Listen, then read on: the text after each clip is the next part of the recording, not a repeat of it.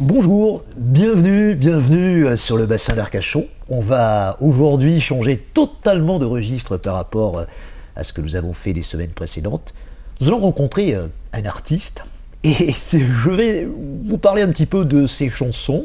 Si je vous dis laisse tomber tes problèmes, viens avec nous danser, Sexy Lady, est-ce que tu réalises cette histoire entre nous? C'est juste un truc de fou. Vous avez compris que nous allions parler du groupe Collectif Métissé. Celui qui l'a créé, il y a 10 ans, c'était en 2009, il est avec nous. Il s'agit de Somariba. C'est quelqu'un qui a une histoire riche. C'est un sportif, c'est un battant, c'est quelqu'un qui a cru envers et contre tous à son étoile, à son destin. Il est respecté par le milieu de la nuit comme personne. Et il est avec nous. Bonjour. Bonjour, Soma. Quelle belle présentation. Je crois qu'elle est justifiée, parce que tu as une carrière assez extraordinaire. Nous en parlions en antenne, qui a commencé il y a longtemps, on va pas le dire. Mais je suis qu'à moitié de ma carrière, tu vois. Donc il y a encore plein de chapitres à écrire, donc dans quelques années, quand tu reviendras m'interviewer, tu vas pouvoir en rajouter. Tu as choisi ce décorum, et c'est pas le fait du hasard. On n'a pas précisé où nous étions. Je suis venu te voir pour un bouquin au mois de novembre, et ce studio d'enregistrement était en pleine fabrication. Aujourd'hui, il est terminé grâce au talent de musiciens, mais aussi de gens qui sont quand même de sacrés bricoleurs. Et on a choisi cette tenture rouge qui est la couleur du théâtre. Est-ce que tu es un musicien? Est-ce que tu es un homme de théâtre? Est-ce que tu es tout simplement un homme de spectacle? Oui, je suis un artiste, donc c'est très large. C'est quoi un artiste? C'est très large. Un artiste, c'est quelqu'un qui touche à l'art, et moi je touche à plein de choses dans l'art, puisque je fais de la musique, j'écris des chansons, je suis en train d'écrire un livre. À mes heures perdues, alors là c'est pour le moment il n'y en a pas, mais je peins. Je fais plein de choses. Donc moi je suis un artiste aux multiples facettes. Voilà. Rien ne te prédisposait à rien, mais alors ce que tu es. Rien. Tu sors d'un quartier populaire. Senon. Lormont. Je suis né à Senon, et après j'ai vécu à Lormont pendant de nombreuses années. Fils d'immigrés. Et immigré espagnol. José Somariba, ton vrai nom c'est Claude José Somariba. C'est ça. Mais tu es quand même quelqu'un qui est plutôt brillant, tu as fait des études, c'est pas forcément l'évidence pour ouais, mais ça c'est grâce à mes parents, parce que mes parents qui n'ont pas eu la chance de faire des études, ils ont voulu que leurs enfants aient une éducation, et je les en remercie. Ils m'ont inculqué d'une part le côté études, l'importance, parce que même si on est artiste, on se rend compte que les études ça me sert beaucoup, notamment pour parler, négocier parfois, et puis ils m'ont appris aussi le goût du travail, et ça c'est important. Alors ce qui va démarrer très vite, c'est le milieu de la nuit, comme nous le disions en présentation, et tu vas créer une disco mobile qui s'appelle Disco Light. T'as 170 dates dans l'année, tu tournes comme c'est pas possible, t'es le disjockey, tu démarres, t'as 17 ans. Tu fais des études et en même temps déjà tu commences tes soirées et tu animes des soirées pour ceux qui font des études avec toi. Ça c'est quand même assez surprenant comme parcours. Ah ouais, alors j'ai commencé même plus tôt, parce que j'étais le garçon le plus invité à toutes les booms, mais surtout on me disait tu viens avec tes disques et tu passeras les disques. Donc en fait c'est comme ça que j'ai vraiment démarré, et je regardais les autres danser, mais ça me plaisait. Et puis après il y a eu la disco mobile avec mon copain d'enfance Laurent Vergne, et là à partir de là, j'ai toujours eu le goût pour les paillettes, les lumières, et puis donner du bonheur aux gens. Parce que en fait, c'est ça, hein. Quand on regarde le parcours, c'est donner du bonheur aux gens. Et ça, c'est important. Mais si on t'avait dit à 17 ans que tu allais faire 3 Olympias, 4 peut-être en 2021. Alors, si je retrouvais la photo de ma classe de terminale, il y avait une des nanas, il y avait 25 nanas dans ma classe, qui avait marqué « On te retrouvera un jour sur les plateaux télé ». Alors elle a dû lire quelque part dans les étoiles ça. Donc il y avait des gens qui pensaient qu'un jour je pourrais peut-être y arriver. Voilà. On m'aimait pas, mais je passais pas inaperçu. J'ai toujours été quelqu'un qui voilà. Tu avais sa personnalité, voilà, et qui la garde. Voilà, oui. Alors le milieu de la nuit, disjockey, Et la chanson, c'est pas une évidence. Tous les disjockeys ne deviennent pas chanteurs, même si aujourd'hui... Alors c'est un hasard le plus total. Je fais la finale du championnat de France des disques jockeys à Paris. Et là, un bus s'organise avec plein de DJ qui viennent m'encourager. Les mêmes qui te concurrencent au long de l'année, puisque il y a une espèce de compétition. À l'époque, le disque jockey, c'était la star des boîtes de nuit et des discos mobiles. Et en revenant, je leur dis, tiens, pour cimenter ce qu'on a fait là, si on faisait un disque. Et on rencontre un compositeur bordelais, Olivier Renoir. J'écris une chanson avec sa femme et lui qui s'appelle Les Filles de la Nuit. On fait un premier disque qui s'appelle Les DJ. Et du jour où j'ai fait ça, j'ai dit, ça va être un autre chapitre de ma vie, je vais faire ça. Donc tous ils ont dit ouais. Alors je voulais pas continuer avec le groupe parce que j'ai vite compris qu'un groupe c'était un problème. Et c'est bizarre puisque je suis maintenant en groupe. Mais et je suis parti en solo, tous ont dit on va faire du solo, personne n'a fait du solo. Et moi j'ai fait du solo et tous les gens m'ont dit ah, toi tu vas réussir, tu vas réussir. Et je n'ai pas réussi. J'ai non seulement réussi, mais j'ai en plus explosé avec un groupe, c'est marrant. Les Filles de la Nuit, nous c'est comme ça qu'on les aime, belles et très sexy. Tout est un petit peu résumé dans les images d'Épinal qu'on a à propos des filles qui sortent en discothèque à cette époque-là. Ouais. Est-ce que c'est toujours le cas? Est-ce qu'elles sont toujours belles et très sexy?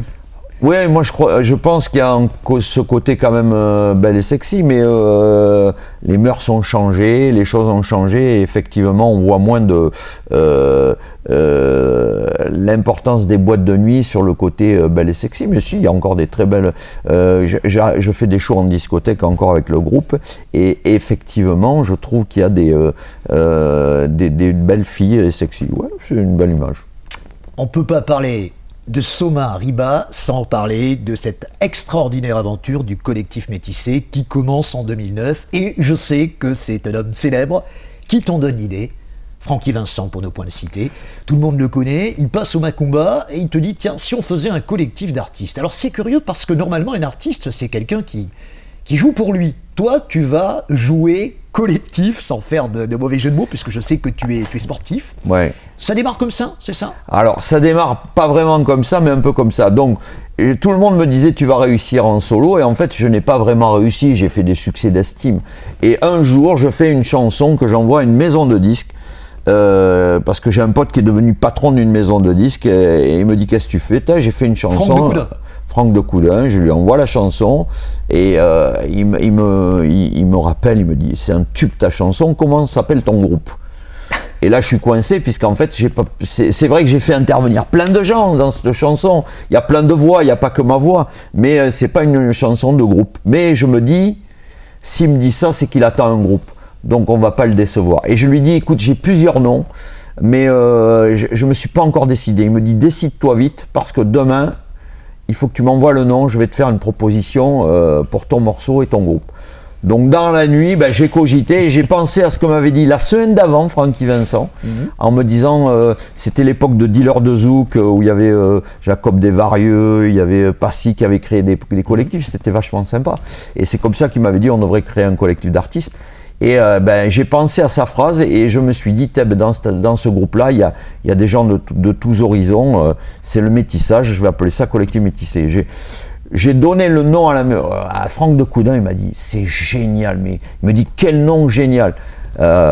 Et voilà, c'est le hasard qui a bien fait les choses. Et donc, c'est aussi un petit pied de nez. J'ai commencé avec un groupe, les DJ, j'étais en solo, et j'ai dit, on est bien en solo, et là, j'ai créé un groupe.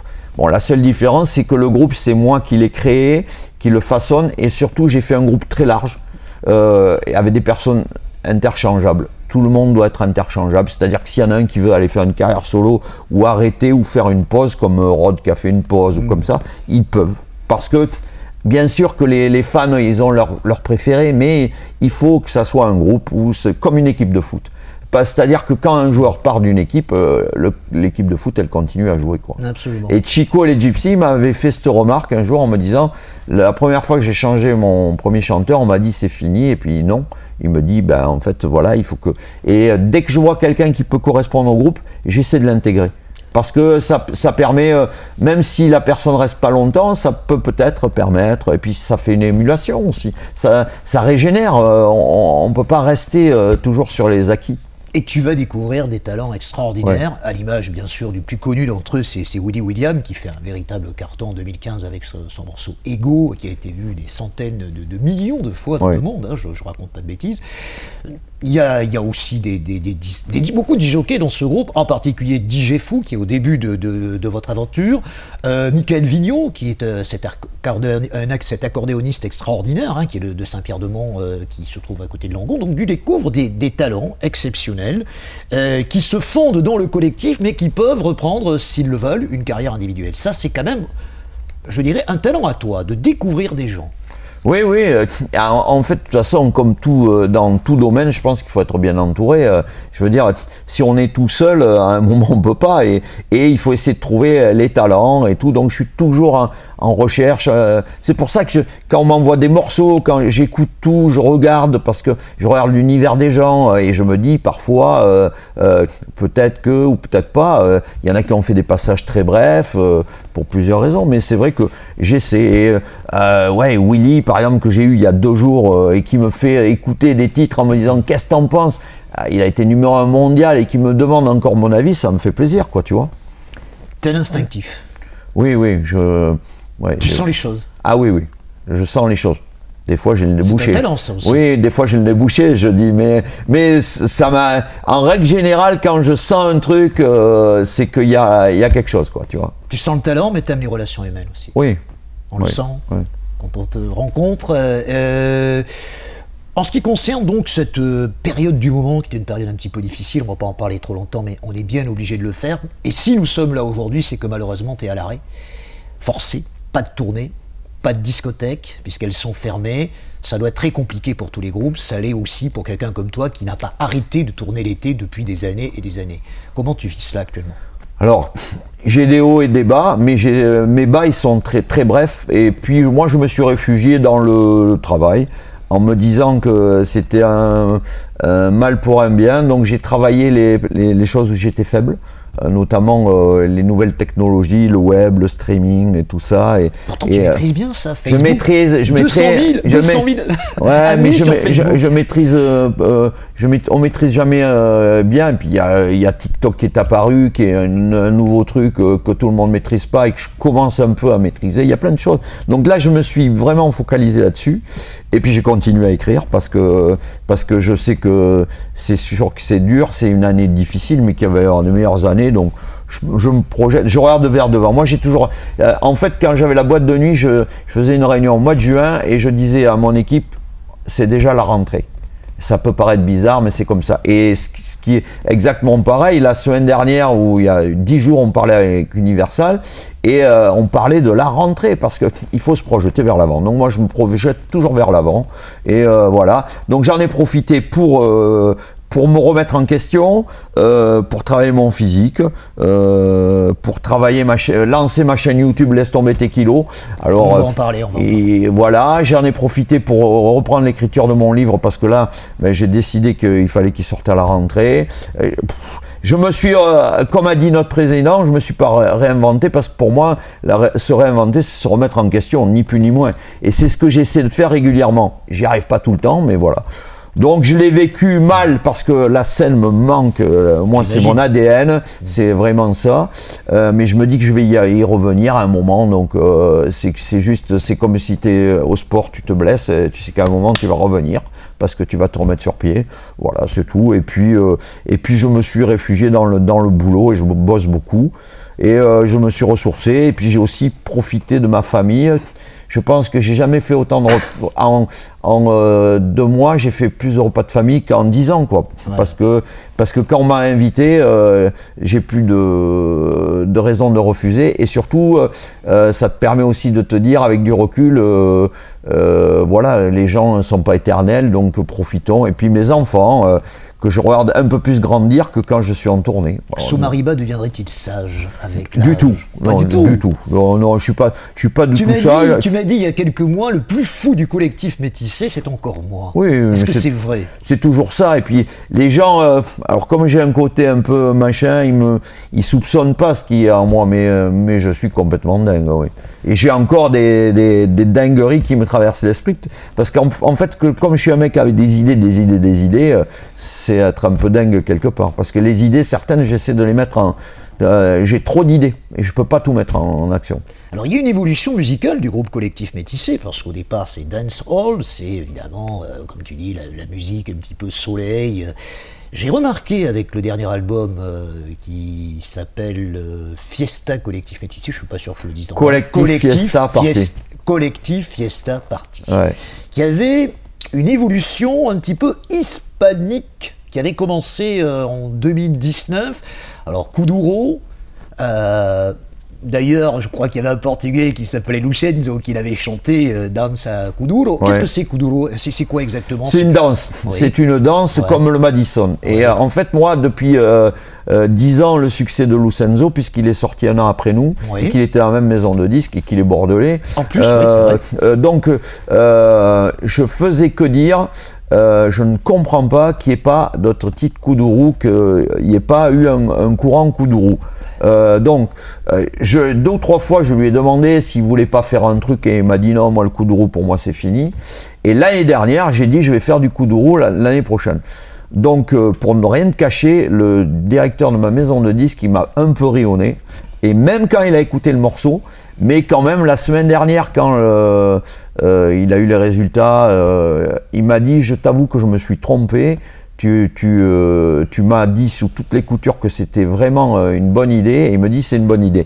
Et donc là, ce qui m'a donné l'idée maintenant, c'est de... Alors bien sûr que je maîtrise un peu le côté latino, puisque d'origine espagnole, et donc j'ai envie d'y aller un peu plus loin dans le truc. Donc je pense que l'année prochaine, on aura un album vraiment Kuduro, parce que là, on se rend compte qu'il y a des campings qui en font l'hymne de leur été. Il y a plein de choses qui se passent. On a vu des vidéos hier au Brésil, en Espagne, où des chorégraphies se créent. Donc je pense qu'il y a quelque chose qui... je me suis pas trompé, j'ai eu l'instinct, et même si ça fait mal aux gens de dire « Ah, t'avais raison », j'avais raison de ce côté-là. Et en plus, on a fait un très bon morceau. C'est pas parce que je l'ai écrit avec Mika que on a fait un très bon morceau, et voilà. Et c'est un virage, mais on en a fait plein des virages. Quand tu fais un album par an, il faut faire plein de virages. On a fait des reprises. Vous avez fait 12 albums. Ouais. C'est énorme, parce que normalement un album c'est tous les 3-4 ans pour un groupe. Ouais, mais moi, la moyenne, comment tu arrives à faire un album tous les ans? Alors dès que je finis un album, j'attaque le nouveau. Donc ça c'est dans mes trucs, parce que quand je fais un album, j'ai une idée pour le suivant. En fait là j'avais 2 idées, c'était le Kuduro ou autre chose, donc je garde la primeur, et j'ai commencé à travailler sur l'autre chose et sur le Kuduro. Et je sais que je vais aller sur le Kuduro, parce que là il y a vraiment un phénomène, et je vais y aller, parce que si j'y vais pas moi, il y en a un autre qui va se dire que voilà. Mais en fait, le jour où j'aurai plus d'idées, il faudra que je change de métier, parce qu'en fait je pense que c'est ça aussi être artiste, c'est avoir des idées. Alors quand on est sec, alors ça m'est arrivé d'être sec pendant le confinement, peut-être notamment pour écrire mon livre et tout, parce que c'est aussi le moral, hein, c'est les chakras. Mais voilà, il faut... Alors à propos d'être sec, dans quelques instants, on va parler de laisse tomber tes kilos. Oui, permets-moi de saisir la balle au bon. Ce contact avec les fans doit vraiment beaucoup te manquer. Tu m'as raconté plein d'anecdotes au mois de novembre, et tu me disais notamment que Jérémy Janot, rencontré, qui est l'ancien gardien de l'AS Saint-Étienne, rencontré, je crois, au Canada, t'avait demandé un autographe, alors que c'était quelqu'un que tu adulais lorsqu'il était joueur. En plus, je crois que c'est un grand amateur de sport de combat, comme tu l'es aussi. C'est quand même un retour de manivelle. Peut-être une petite déception. Tu connais le proverbe qui dit « Nul n'est prophète en son pays ». Tu es prophète dans le Nord, mais tu n'es pas prophète sur le bassin d'Arcachon. Tu n'as jamais été programmé, si je ne me trompe pas, sur le bassin d'Arcachon. Ah si, j'ai fait le bassin d'Arcachon grâce au Girondin Tour, parce que c'est des fidèles. Mais alors, nul n'est prophète en son pays, c'est pas vrai, parce que j'ai quand même vécu longtemps à Lormont, et il y a 2 ans, j'ai fait un concert à Lormont qui devait être en plein air et qu'on a dû rapatrier dans la salle, et j'ai été accueilli, j'ai reçu la médaille de la ville de Lormont et tout, et ça m'a fait un plaisir. Et j'ai revu des gens que j'avais pas revus depuis des années, avec qui j'avais été à l'école, avec qui j'avais joué au football, qui m'avaient entraîné. Et le maire, ben voilà, le maire Jean Touzeau, que j'aurais jamais cru un jour prendre dans mes bras, embrasser, et voilà, enfant du pays, ça m'a fait plaisir. Et je vais y retourner, ça devait se faire, et puis il y a eu les événements, voilà. Donc j'ai quand même, il y a des prophéties. Alors le Nord, c'est différent parce que c'est le public qui est comme ça. Pourquoi ils sont chauds. On t'aime dans le Nord? Pourquoi plus là-bas, paradoxalement, Parce que les nordistes, ils n'ont pas le soleil et ils ont la fête. Peut-être, tu vois, je le prends comme ça. C'est des gens qui adorent la fête et qui adorent les artistes et les villes, de toutes les villes du Nord font des choses. C'est un truc de dingue. Au 14 juillet, 13-14 juillet, il y a à peu près 80 concerts en 2 jours. C'est-à-dire qu'il y a 2 hôtels à côté de l'aéroport. Si tu veux voir des artistes, tu vas le 13-14 juillet au petit déjeuner. Tu as tous les artistes populaires du 80, 90, 2000 et récents. Tu as tout le monde. C'est dingue. 31 octobre 2019, c'est une date dont tu te souviens certainement. Tu es à l'Olympia. C'est le concert décennie. La moitié des spectateurs sont des gens du Nord, justement. Et là, tu fais un concert exceptionnel. D'abord, c'est toi qui as écrit le spectacle. Tu écris les chansons, tu écris le spectacle. Tu participes aux répétitions qui commencent plusieurs semaines à l'avance. Là, on voit tout le professionnalisme de Soumariba. Pour la circonstance. De toute façon, il faut être pro. Si on n'est pas pro, on ne peut pas y arriver. C'est le coup de hasard, quoi, tu vois. Mais le coup de hasard, ça peut pas se prolonger. Ou t'es pro, ou tu n'y arrives pas. C'est comme en tout. En sport, c'est pareil. Quand je faisais de la boxe, je me rappelle de mon entraîneur, Monsieur Lacassa, il disait la différence entre ce boxeur et celui-là, c'est qu'il y en a un qui est sérieux, l'autre qui l'est pas. Et celui qui est sérieux, ben, il a été plus loin parce que parfois, il vaut mieux avoir beaucoup plus de volonté et moins de talent que beaucoup de talent et pas de volonté, quoi. Et le professionnalisme, c'est important. J'essaie toujours de cadrer les choses en avance et de border. Même en bordant, on a des problèmes. On a des surprises, donc faut border, faut être pro. Allez, on va revenir quelques années en arrière. Tu dois te souvenir certainement de Véronique et David avec qui j'avais fait de la gym sur un podium en Tunisie. Alors tu marches sur les traces de Véronique et Davina avec 30 ans d'écart. Laisse tomber tes kilos parce que toi-même, je crois que tu en as eu en excédent. J'en ai eu plusieurs fois en excédent et il y a 4-5 ans, j'ai vu une photo de moi sur les réseaux et là j'ai dit c'est qui le mec? Ah mais c'est moi. Non, tu bois pas, tu fumes pas pourtant. Ah, je bois pas d'alcool, je fume pas. J'ai jamais goûté à la drogue. Ma seule drogue c'est le travail, hein, c'est ce que je dis à tout le monde. Est-ce que t'as un petit défaut quand même? Ouais, j'ai un drôle de caractère. Tu le montres pas aujourd'hui, mais c'est compliqué de bosser avec toi. Je suis exigeant, mais voilà. Mais c'est normal. Je pense que c'est normal, mais des fois je suis trop exigeant ou je suis trop excessif, peut-être. Ouais, alors laisse tomber tes kilos. Justement, parle-nous un petit peu de ce que tu fais sur ta chaîne YouTube. Alors, sur ma chaîne YouTube, en fait, c'est une amorce du livre que je suis en train d'écrire et que je veux sortir.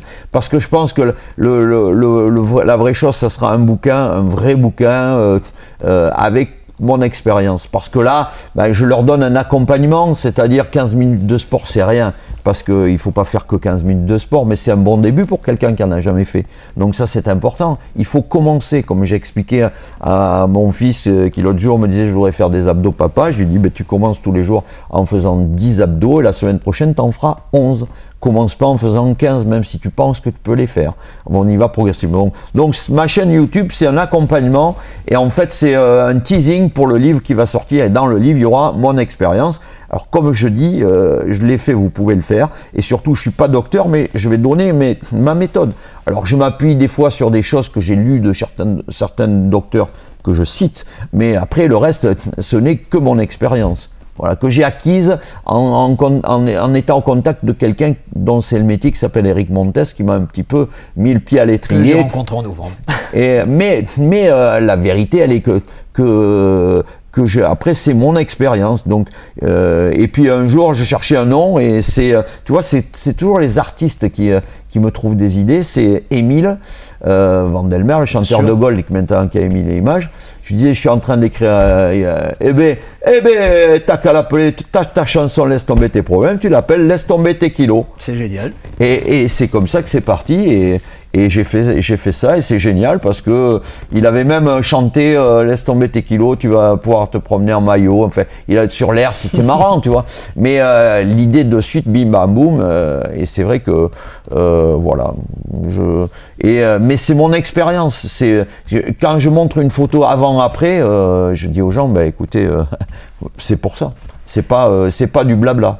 Pour terminer cet entretien, parce qu'il nous reste 1 minute et 13 secondes et que je suis très très chronométré, nous allons parler un petit peu de ta famille, parce que tu es quand même, tu es dans une famille d'artistes, d'abord avec ta femme qui est choriste dans le groupe, Nadia Lassène, qui porte un nom prédestiné, excuse-moi, ouais. On a dû te la faire déjà, mais je te la refais, avec le DJ-jockey, un des meilleurs en France, DJ Somax, qui est maintenant dans le groupe, mais quand il est dispo. Donc non seulement tu restes dans le spectacle totalement, et puis tu as initié ton fils, peut-être tes jumeaux plus tard. Ah ben mes jumeaux ont fait la première partie du collectif métissé à l'Olympia. Ils chantent, un joue de la guitare, la petite joue du piano. Ils ont déjà, ils ont des choses. En fait, les chiens ne font pas des chats, quoi. Bien sûr. T'es fier de ta vie. Tu peux dire, on va pas donner ton âge, mais ça fait longtemps que t'es dans le spectacle. Est-ce que quand tu fais le bilan, et forcément tu dois le faire un petit peu, tu dis quand même, le petit mec de Lormont que j'étais, les parents immigrés, qu'est-ce que je suis fier de moi. Est-ce que c'est interdit de dire ça? Non, c'est pas interdit, je suis fier parce que parfois je me fais un petit peu décrier et je dis aux personnes, si tu peux mettre sur la table ton parcours à côté du mien, qu'il est au moins équivalent, je dirais chapeau mec. Parce que je pense que mon parcours, il a tellement de lignes qu'à un moment, même moi, j'en oublie, quoi. Eh bien, merci Claude. On était super contents que tu nous reçoives chez toi, ici, à Arcachon. On va espérer évidemment que ce confinement pour le spectacle s'interrompe et que tu puisses reprendre tes activités en septembre. Je pense que les choses vont s'arranger. Moi, mon deuxième prénom, c'est Optimiste, donc voilà. Voilà. Tes fans te connaissent un petit peu mieux et on en est ravis. Merci à toi. Merci. Et bonne suite pour le spectacle et pour tes activités. Salut à toi, salut. Merci.